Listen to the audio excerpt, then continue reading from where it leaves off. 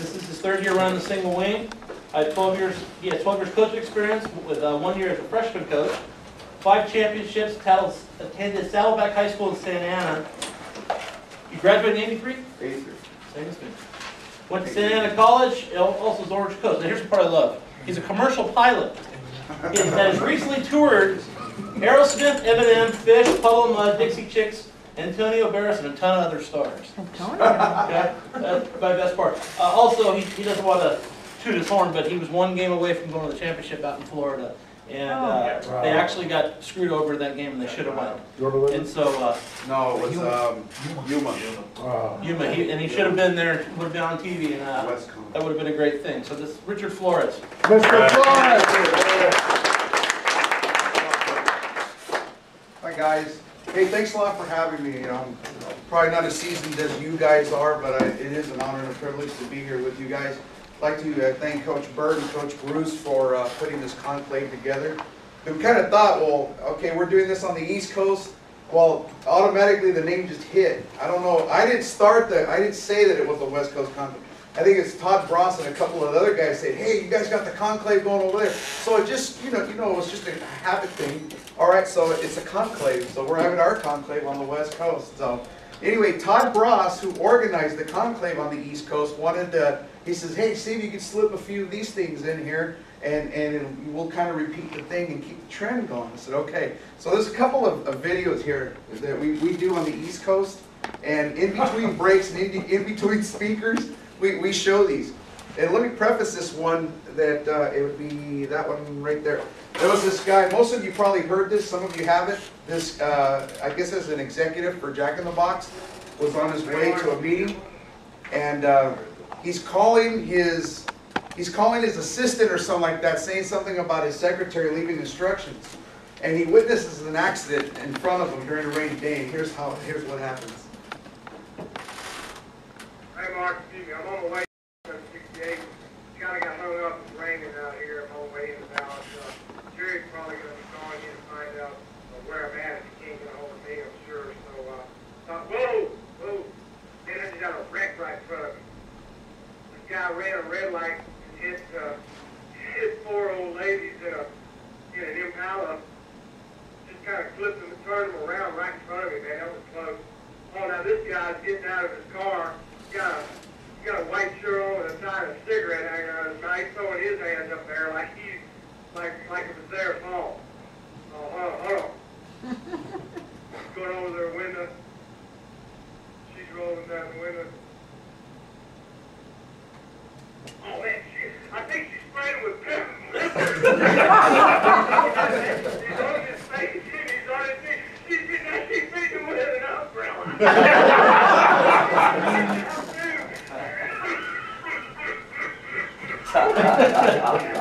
This woman with a little black face, she's kind of hogging him, man.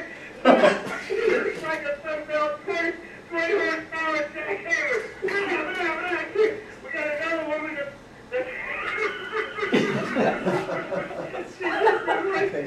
she's got a cattle prod. She's got an umbrella. She's sticking it inside. There's another one it's a little woman that looks like Mother Goose. She made him. She's got this huge big bag. She made him. She's got this huge big bag. It's huge. It's about this size. She's about 4 foot nothing. She hit him over the head. Everything went all over the place. Her Bible fell. She just got all over the Bible.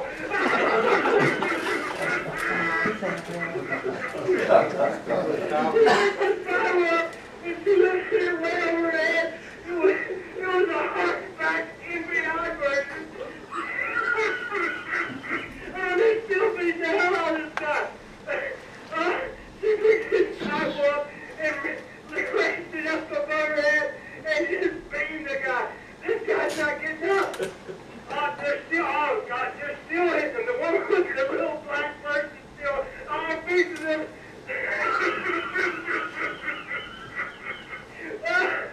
Okay, he's up on the car. The little woman just beat him again with that big bag. He's running to his car.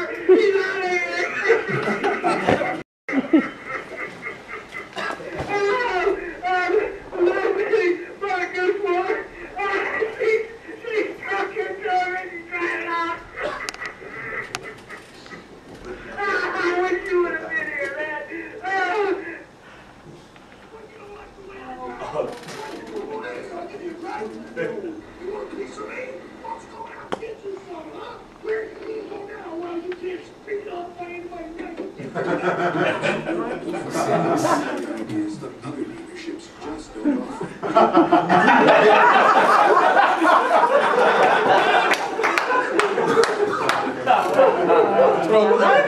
That's funny.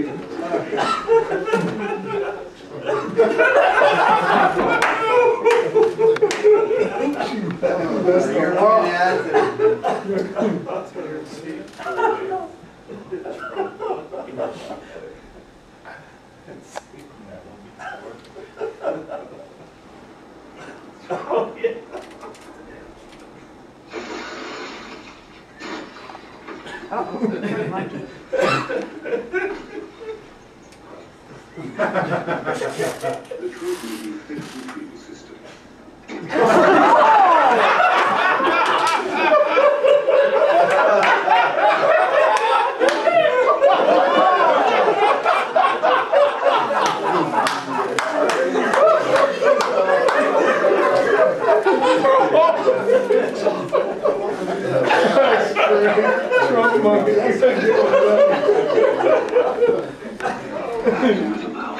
Here's the dancing bear. Which is exactly where it's almost work.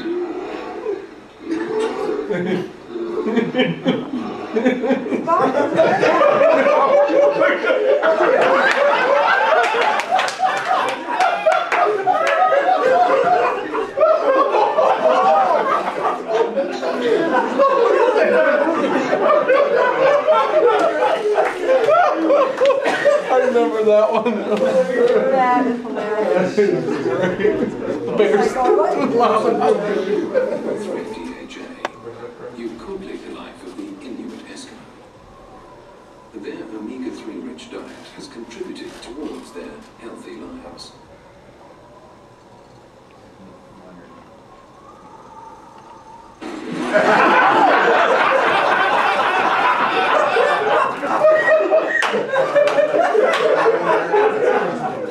Caught the wrong fish.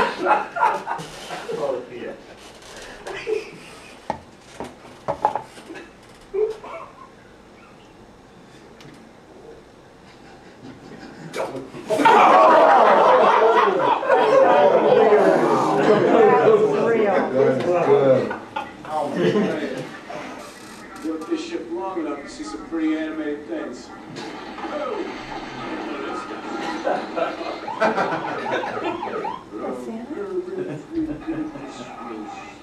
Good evening.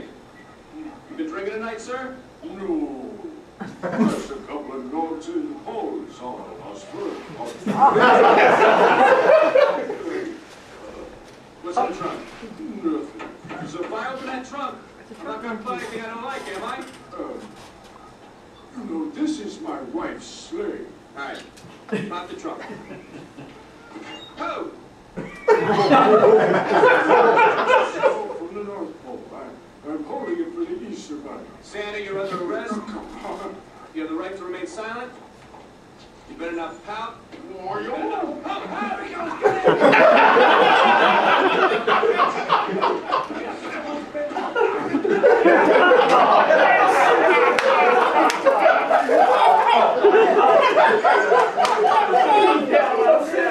Bloody Santa.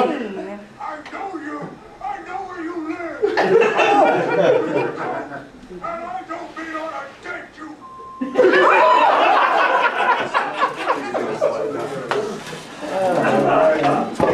Todd, that was for you, buddy. Right on. Just a little something to get us laughing. We had that the last couple of years. Last year it was the office linebacker. There was some really good hits. I'll tell you, a lot of fun. Anyway, basically just a little bit about myself. I got into coaching by default. I signed up my son Josh. I'd like to introduce, he's our offensive coordinator. Josh, stand up, say hi. My son James is the assistant offensive line coach. Andrew Navarro, the offensive line coach. Frank Lopez, he's our defensive coach. Josh and James, they're my sons, and when they were real small, I signed them up at Santa Ana. And because we only lived 5 blocks from the park, and I grew up there and I played football there. I don't know if any of you know Dave Gonzalez. Tall Dave, 6'4". He's always been a part of Santa Ana Pop Warner. He was my coach growing up as a kid, and I didn't have a mom and dad. I was raised by my grandmother, my great-grandmother. So Dave was kind of like a father figure to me, and he did a lot for the community and did a lot for me.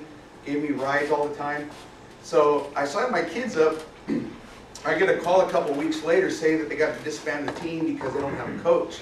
And they said if I knew somebody that, you know, go ahead and give them a call. And I said, well, I think I could do it. I'll take it. They said it's a lot of responsibility. I said, that's all right. I didn't want to see them disband the team, and I wanted Josh and James to be something and play in something and be a part of the football. So I took it over with 2 other parents. We didn't know the foggiest idea about coaching. We knew how to play it. We knew the rules. And I think the biggest mistake that we made, but we got lucky. I went out and I got the Sega. It was the Madden, or Sega 93, it was John Madden. Well, with the game came this huge poster about this big, and it had 1,000,000 plays on it. And I said, oh, I like that one, I like that one, I like that one, that one. So I put them on a little play sheet, okay? So I started teaching the kids how to run it. Here we are running a West Coast offense with 5-year-olds. You know, 5 receivers, empty backfield, and a quarterback. You know, it's like, wait a minute, that was a prescription for death right there for me. But I got lucky. It worked, and I had no idea it was going to be so lucky that it worked. So we implemented it. We were running spread, and the defensive coordinators on the other team were you know, they were leaping Flores. You know, what are you trying to do to these kids? You're ruining these kids. They're only 5 and 6 years old. And their defenses couldn't cover 5 receivers, and they all could catch, and they all had a little speed. Kid, Josh was the quarterback, and he would just throw it, and it was just luck. So that's how I got started, and I had the opportunity to go into a clinic. I was trying to read up on it, and back then the internet wasn't as prevalent as it is today, where we can access all the information to get to meet great guys like you who are willing to help people like me that are first coming into coaching and get a good handle and a grasp on how to get started. So I was just asking around, and then, you know, it was just every barrier, I met a barrier every time, and it was just seems like it was all, you know, well, why don't you send me $50 and I'll send you this? And I said, well, Coach, could you just give me a little hint as to what I need to do to design a workout plan and getting people, you know, acclimated, the kids rather. And so they were always asking for money, and I really wasn't in a position to be dropping $100 here and there to buy tapes and stuff. And so I figured, okay, well, I'm going to go back to the way Coach Whitty, who was my coach at Saddleback High School, on how he used to do it. And I said, okay, well, that worked. Well, we had a pretty rough training camp with the kids. You know, it was like hell week. But it was just by default that we got lucky. The parents, they liked it. They liked the rigorous training and everything. And I really didn't know, you know. But I learned throughout the years on how to become a better coach as time went by. And so I just started learning the basics, ins and outs, and how to deal with the kids. And we got one thing going over another thing. And then basically I get my name Air Flores because, you know, it's 75% pass, 25% run. It was my philosophy. Let's use the run to set up the pass type of thing, you know. And we did that, and it did work. We had winning seasons, and we won everywhere we went. I guess it was just luck at the time. Now that I know that I look back, I said, no, it was luck. It wasn't coaching. So anyway, if you're a first-time coach or assistant coach, or those people are going to watch on the video, if you're going to implement a single wing for the first time, it's literally imposing your will through legal violence, because that's what it is. I mean, we saw the videotape of Coach Ian that he showed up here, that guy just nailing somebody coming over. You'll see that in our highlight. Unfortunately, the VCR is down, and I had all these plays that you're going to see in sequence that I'm going to show you. I had them on the videotape, but that's okay. You'll see them meshed in with some of the other ones. And Ted C., who was here just a little while ago, some of his plays, he emailed them to me, and those were kind of like what Josh was using in high school. They were using doubles, and since he's the offensive coordinator, he said, "What do you think about these plays?" I said, "You know what? I'm not a hard-ass coach. You know, if you know, you have some ideas.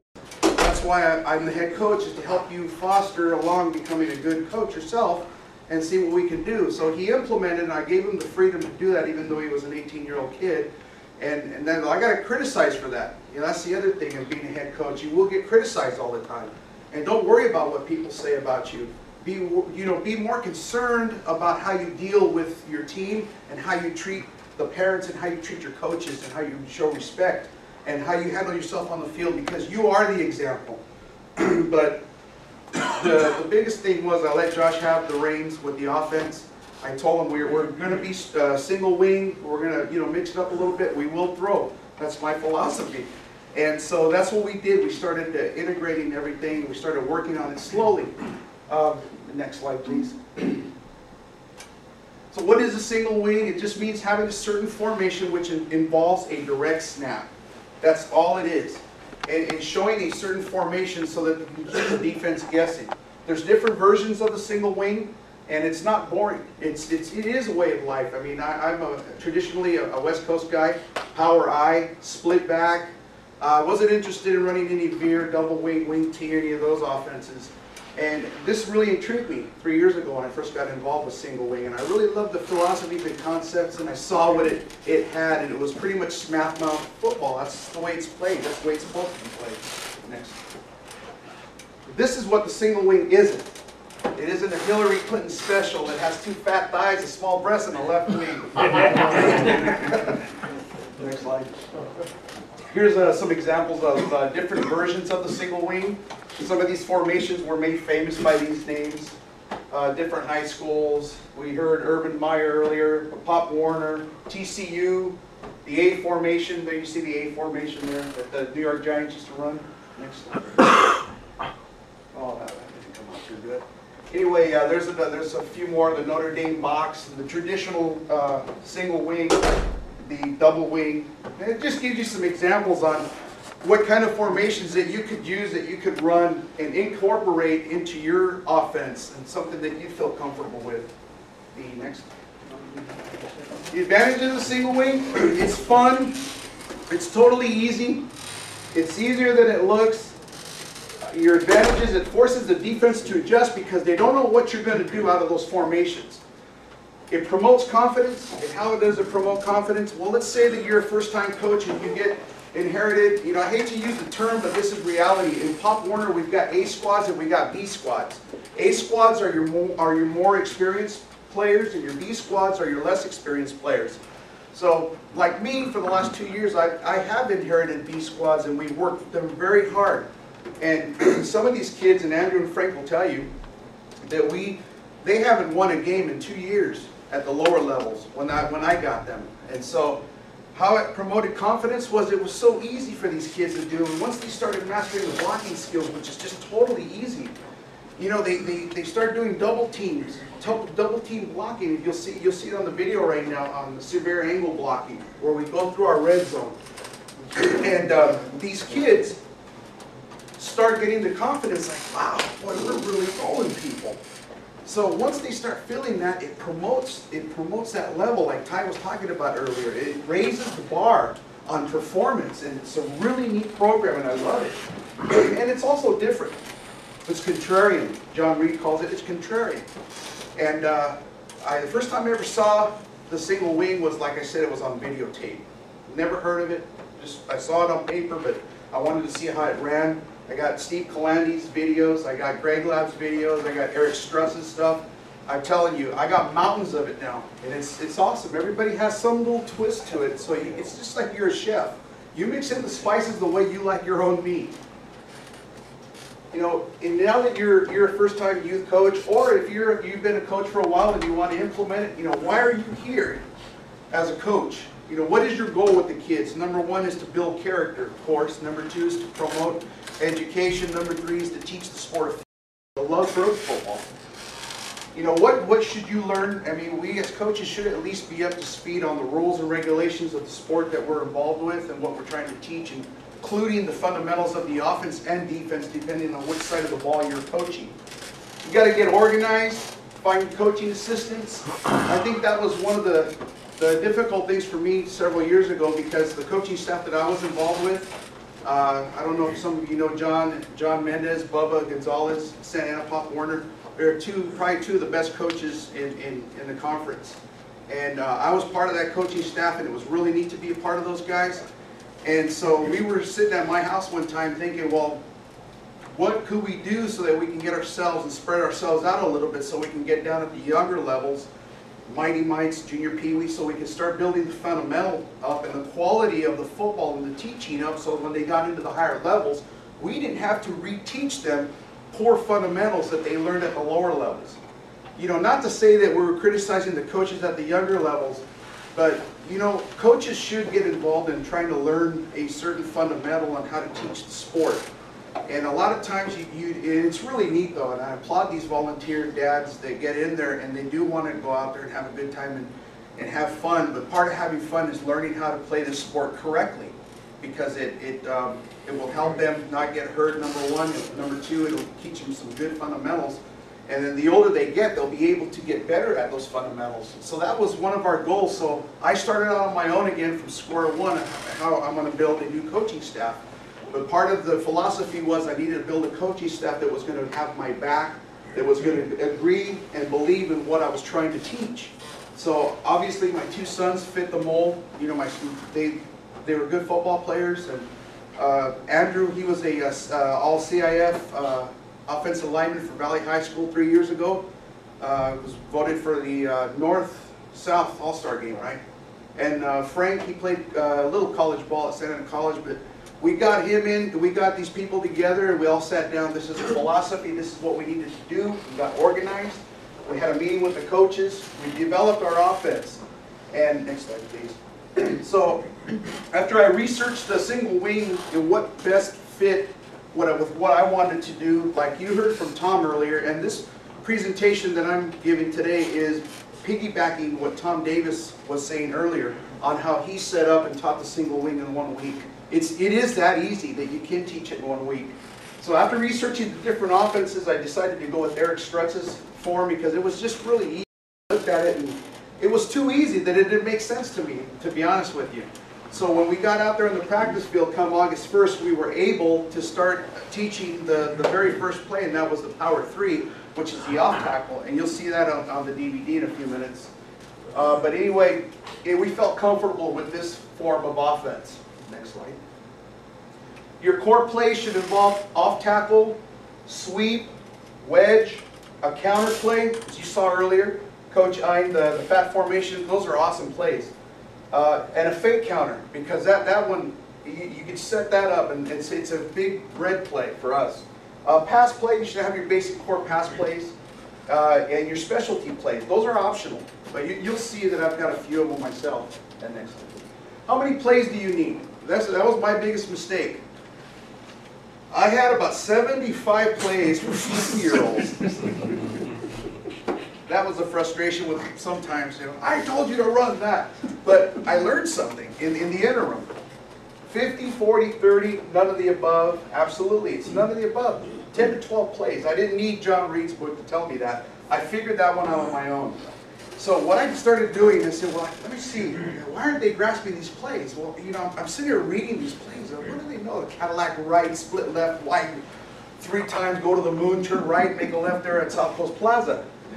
They couldn't figure it out, so I started thinking, well, you know what?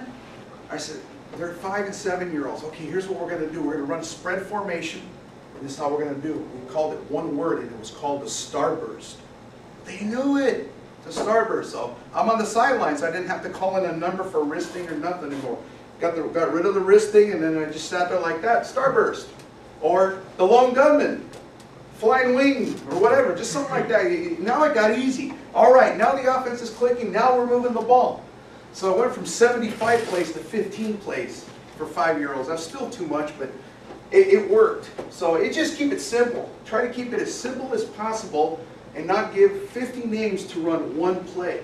And I know that the older that the kids get, when they get into high school, then you can start adding more to it because they're more mature and they're more able to run different sequences on how they're supposed to do their base formations and which routes and what blocking assignments. So they have to graduate to a higher level each time. So that's how I got back to the fundamentals of it. And I didn't, like I said, don't complicate the plays by giving them, you know, all these names. Just run something simple and you'll see it next week. I run unbalanced single wing. Why? Because I was watching so much video from Greg and Eric Strutz, and they had unbalanced as well. And always noticed that the defenses would never shift. They would never shift. So I said, well, maybe we'll try that. You know, we'll see. Sure enough, 99% of the teams don't shift to your unbalanced. Don't ask me why, but maybe it's a product of poor coaching. I don't know why. They just line up their defense there, and we're obviously we've got more men on this side, so we're going to go on that. There was a few of you coaches that were there at the WestCon Championship against Yuma, right, Coach? We ran Beast. We ran the Beast formation. You'll see that we ran it 26 straight times because they did not shift. And I took so much criticism for running that play 26 straight times. Well, actually, we ran it 34 out of 37 times. That's how many times we ran Beast, but they couldn't stop it. We ran it and ran it and ran it. And what we did when they started tightening the box and we started, instead of picking up 4, 5, 6, 7 yards of carry, then they brought in everybody into the box. So what we did was we did a tackle eligible pass. We just set them out there. Unfortunately, our quarterback overthrew him, so that put their best athlete, which was number 1, they moved him back out 10 yards. Now he wasn't coming and stuffing him. He's the one that we were most concerned about on that whole team. So we did that. I called the play, called the Beast 2, which was the Beast 2, and our tackle takes off, and he overthrew him, but number 1, it had that pass would have been thrown on the money, it would have been picked off. So it was a good thing that it was overthrown. So that caused number 1 to be back more as a safety. And he was off the ball 10 yards now, instead of being right up on the line where they had the 11 guys. But we were still moving them 3 or 4 yards. So number 22 was out a little bit wider now. Now I've got the defensive coordinator thinking, okay, we'll go ahead and spread them out a little bit. Now we're picking up 7 again. So which was good. I mean, you'll see that DVD, those of you that do have it. Basically, unbalanced single wing.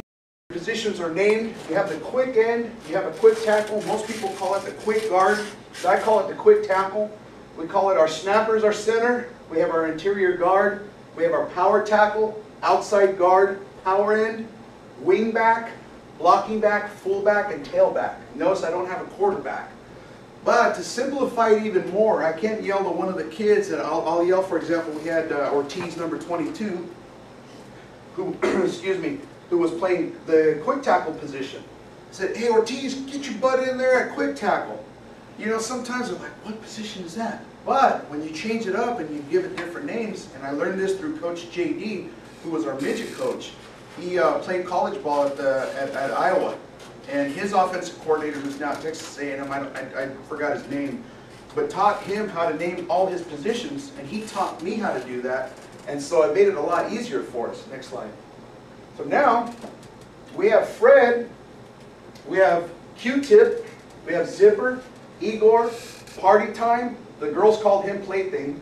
We have Ogre, Ted, Rick, Larry, and that was the actual quarterback's name.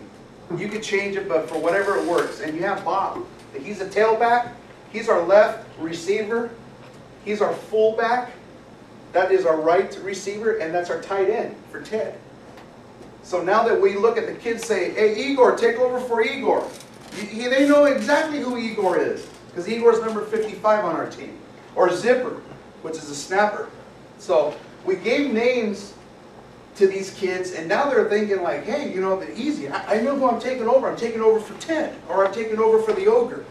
You know, so now that these kids have names, now we're able to call in audibles and audibilize all our plays without having to call a timeout or something. We can change the formation midstream. Okay, next. The blocking schemes, you'll notice the quick end, heat horn blocks. What we're doing is, now we're talking about our power, our bread and butter play. It's a power 3, which is an off tackle play. Our quick end, which is this guy here on the left side. Heat horn blocks that prevent penetration by the defensive lineman to the play side. The quick tackle reach blocks to the strong side. The center reach blocks also to the strong side. The interior guard pulls to the play side, turns upfield to lead. The power tackle down blocks, we use the gap man linebacker, so basically gap man or linebacker. Outside guard down blocks, gap man linebacker. Power end down blocks, gap man linebacker, and the wing back hooks the linebacker. Blocking back kicks out the defensive end, or whoever's the first guy that comes through, he kicks him out. Fullback, he lead blocks, and the tailback is the ball carrier, and he runs like hell as a score. Next thing. Basically, here's where you see it. Here's our blocking back, and there's our wing back. Normally, we use the severe angle concept where the lineman, if it's coming to the strong side, the lineman step in through the nose of the guy to his left. Steps in through the nose. We call it the red zone. That's what Dr. Ward calls it. And basically just cuts in like this. And you'll notice on the film that everything goes at a directly, almost at an 80-degree angle to the left, allowing these guys to just cut right in this area right here. They'll cut right in this area. That's how severe we take it to the left when we know we're going off tackle. Excuse me. Next one. This is our power one sweep. You have to have it. You got to see what you've got. You sometimes just, we'll open up with this play or a power three just to see what the defense is going to look like and how they're going to react. Oh, excuse me. Want some water? Oh, yes, please. Next. So that's a power one pass. We'll run power one. We'll run a few sweeps here and there. They're expecting run. They'll bring up the safety. They'll bring up 7 to 8 guys in the box. So basically, once we do that, we'll send the wing back. We'll send him on a corner route. And we'll let the blocking back go into the flat. And 9 times out of 10, that's always open. So it's just like drawing them in. Once they start seeing run, you're running and running and running, they'll start packing the box. In Pop Warner, up until you get to midgets, I think up until junior midgets actually, you will see 6-man fronts on average. You will always have 6 men in the box. I think there's only one team we faced last year. It was Los Alamitos that ran a 53 against the Stinky Time. The Los Alamitos ran a 53 against us. That was basically it though. Our off tackle was working all day long. 6-man front, you can still do the off tackle and just draw them in because they'll start putting more in the box. The Yuma had to have 10 guys in the box just so that they could feel like they were actually doing something against that beast. That's why we never changed it. They still couldn't stop it. Next. The wedge play. Got to have the power 5. We have a motion 5 where we just show something different, but basically the same play. We wedge the gap between the interior guard and the power tackle. Ball carrier can be the tailback, the fullback, or the blocking back. Blocking back fills the gap between the center and the interior guard. Except on the motion 5, the wing back starts creeping in. And I said creep because it looks funny on tape. He's like this. And it looks so funny when he does it. And on the motion 5, the fullback fakes with the ball carrier, as the ball carrier, and the tailback lead blocks. And sometimes these kids, we got to work more. I noticed on our game film that we got to work more on how we do that because I noticed that these kids, the kids just go half-ass and they don't carry it through. And this is our wedge, basically. It's real easy. These things are so easy. I mean, it looked easy, but I'm trying to complicate it more by just trying to visualize it in my mind versus installing it with the kids when we did this the first time 3 years ago. Next. This is the motion 5. Only difference is, here's our wing back. He just goes, he creeps, and then he just cuts it right up. And then the ball carrier here. Sorry. Oh, no problem. The ball carrier here just takes the ball, goes this way. Here's our tailback. He pretends that he takes a snap and he motions his arm like that, turns his body. Oh, I'm sorry, this guy here, and he lead blocks. My mistake. Next. Power 4 counter. This is a nice play to have. It's a must.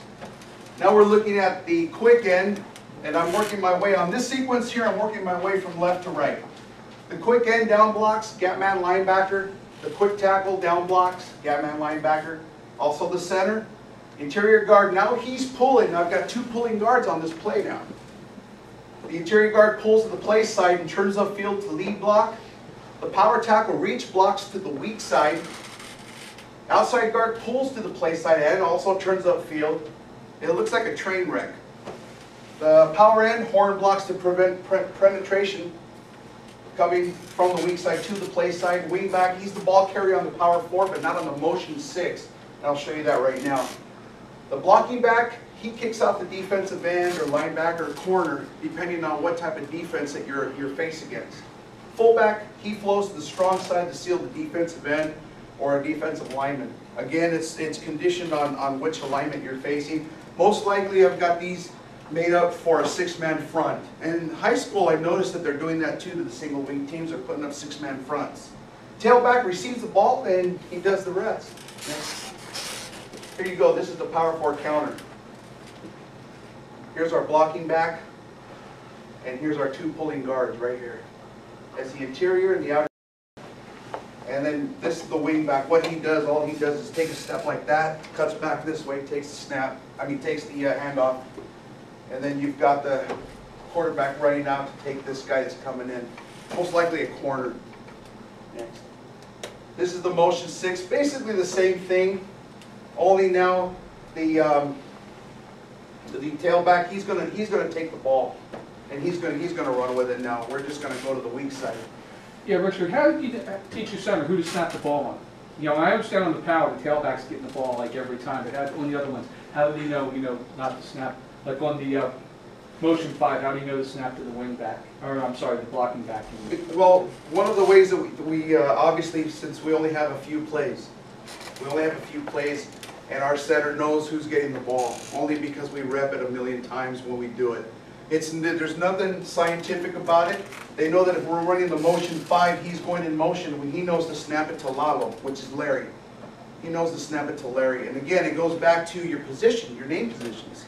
Who you snapping it to? It's going to Larry. Coach, do you wedge against your defense, or do you have to wedge against air in practice? No, we work everything out through air first. What I do on the wedge, this may be a stupid idea, but it works. The movie, what was that movie that we talked about? The hockey movie with the kids, Disney Mighty Ducks, whatever. Anyway, there's a sequence in the movie where they're all skating and they're doing the flying V. So what I do is I start my kids off at the goal line and I have them hook arms and I have the interior guard as the lead, because this is where we're going on the wedge. See, it's balanced. We're going through the balanced area. So what we're trying to do is we're trying to make a funnel and get that ball carrier into the funnel. So basically what we do is we have them hook arms and we have them jog, and then we have them start running full speed so that they can keep that V. And we rep it enough where they start doing that. And so you have parents on the sidelines, what are they doing the Mighty Ducks for? And, but it works. It works. So then once they're used to doing their arms and they're going into sequence and they're running it right, then we unhook their arms. Now they're going to do it right, but they got to stay shoulder to shoulder. And then they start messing up and you start it all over again. You just rep it and rep it and rep it until they get it. And once they start doing that, then you'll start seeing in the videotape and the scrimmages on how they do. And then, like what we started doing, I don't know if it was a bad thing. Well, it was more of a good thing than it was a bad thing. We started taking time out because we're only allowed to practice 3 days after Labor Day in Pop Warner. So we have Tuesdays, Wednesdays, and Fridays that we practice during the week. So what we were doing was on Tuesdays, we were meeting and going over the game film and doing instruction, classroom type things. So that technically we were only having 2 days to practice when we got into September. So we started showing them, look at you guys. You guys look like a bunch of barrels rolling downhill. There's no sequence. We got to work on this again.